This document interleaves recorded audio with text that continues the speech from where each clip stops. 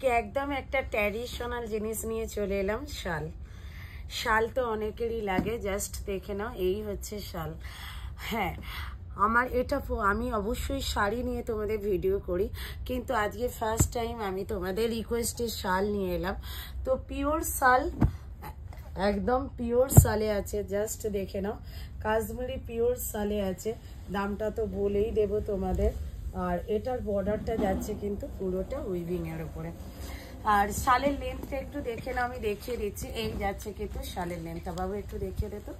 বিশাল বড়, মানে অনেকটা বড় যাচ্ছে। যার বলবো নিয়ে নাও, যে যে নিতে চাও নিয়ে নাও, ঠিক আছে।